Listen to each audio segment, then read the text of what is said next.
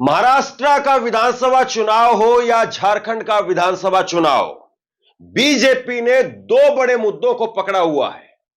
वो है घुसपैठिए का मुद्दा और वोट जिहाद का मुद्दा। लेकिन इन दोनों मुद्दों पर बीजेपी की जिस तरीके से हवा निकाली है कांग्रेस के नेताओं ने, आपको देखना चाहिए।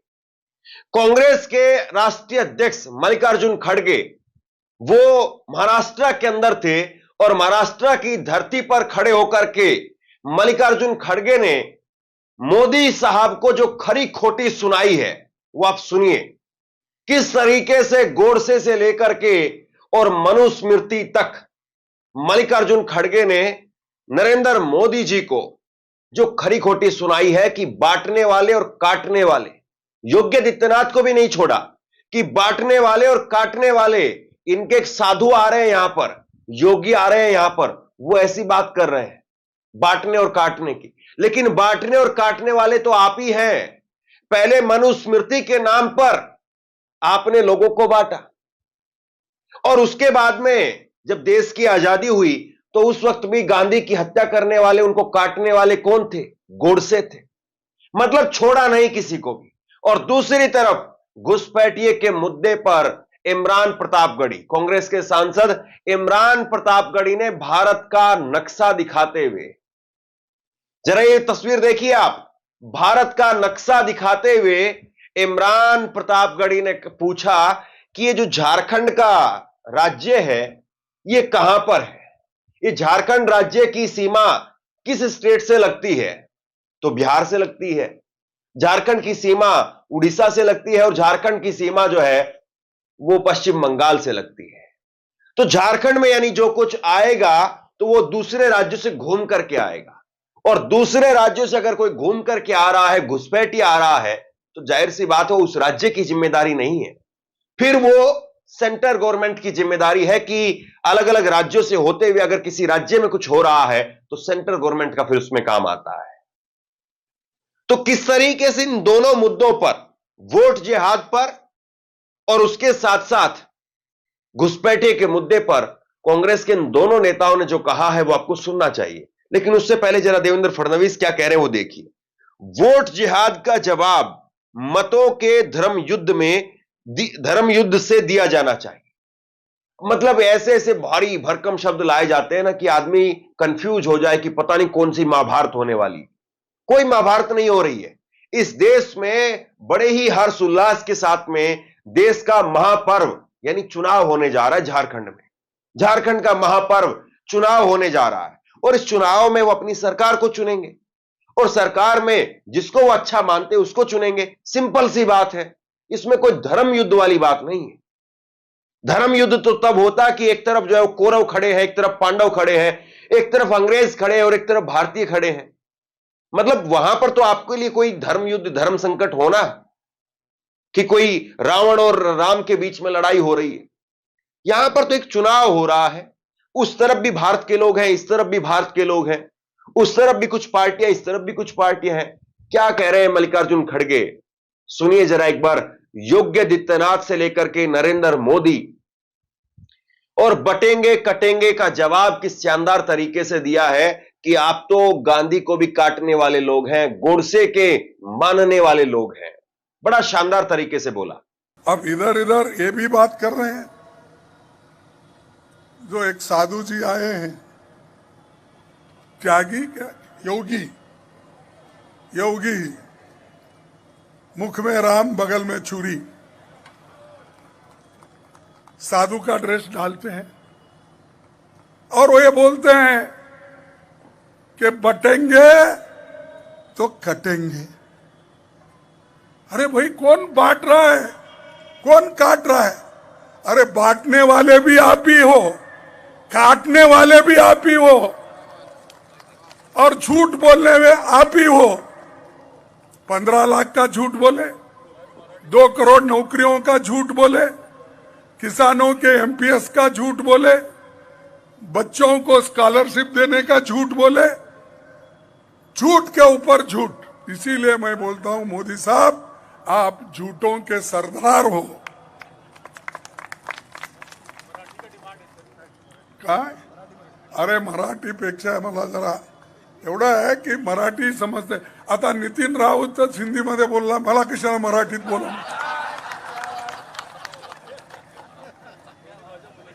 आणि मी चुकून काहीतरी बोललो ते उद्या माझ्या डोक्यावर येईल आणि नितीन म्हणेल की असं जे येत नाही ते कशाला बोलावं, साहेब माझे वोट खराब केले म्हणते. तर ये जो है इन्होंने बांटने का काम खुद किया. कैसा? इन्होंने तो हजारों सालों से पहले हमको बांटे, हजारों सालों से सप्रेस करे, हमको काटते ही आ रहे हैं. बांटे कैसा?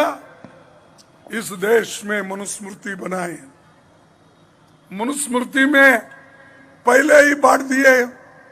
एक है ब्राह्मण, हमारे ओम प्रकाश साहब बैठे हैं लेकिन उनके लिए नहीं बोल रहा हूं मैं.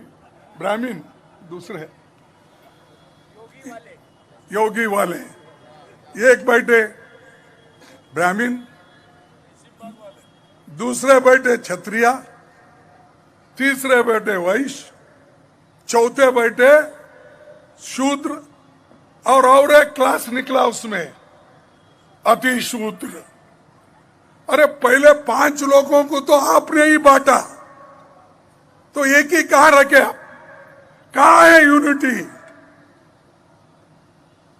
और मोदी जी बोलते हैं हम एक है तो सेफ है. मैं पूछता हूं मोदी जी, अगर एक होना है, सब मिलके रहना है, तो बोलो वो मनुस्मृति को, उस मनुस्मृति को चलाओ.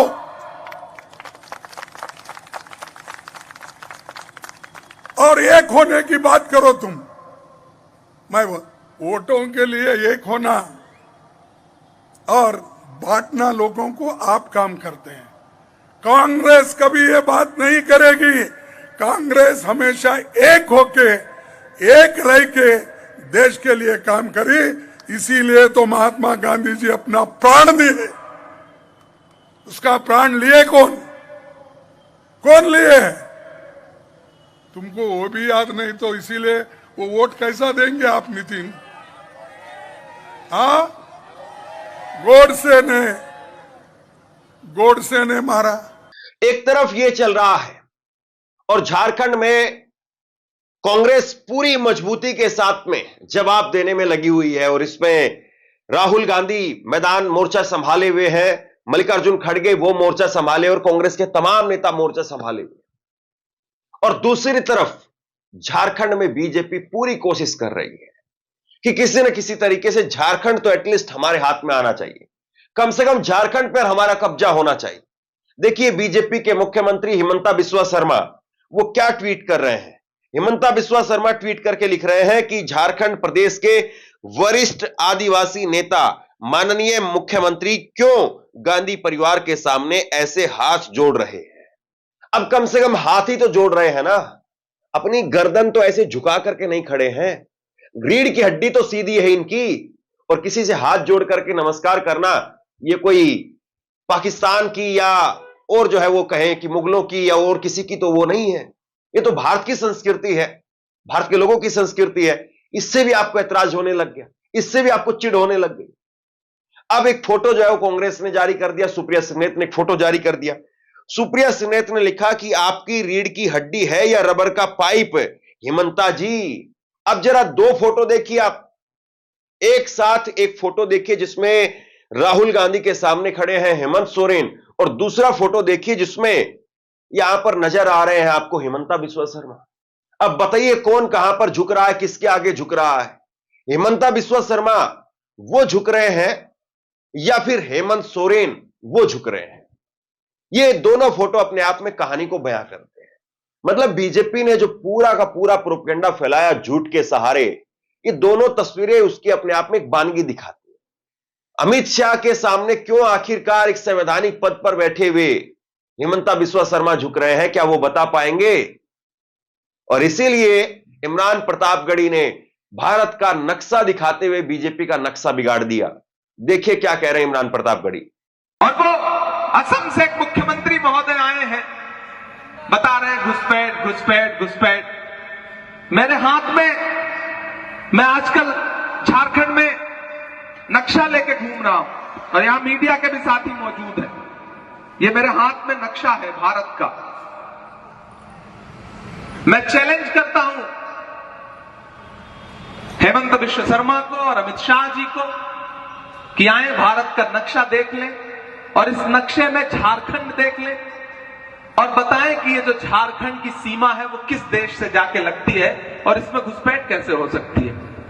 जब किसी देश में दूसरे देश से जाके इसकी सीमा लगती ही नहीं है तो किसी दूसरे देश से घुसपैठ कैसे हो सकती है। ये झूठे लोग हैं, ये धोखेबाज लोग हैं। ये यहां झारखंड में खड़े होकर के भी यही बात करेंगे और जब महाराष्ट्र जाएंगे तो वहां भी यही राग अलापेंगे क्योंकि इनके पास मुद्दे नहीं है।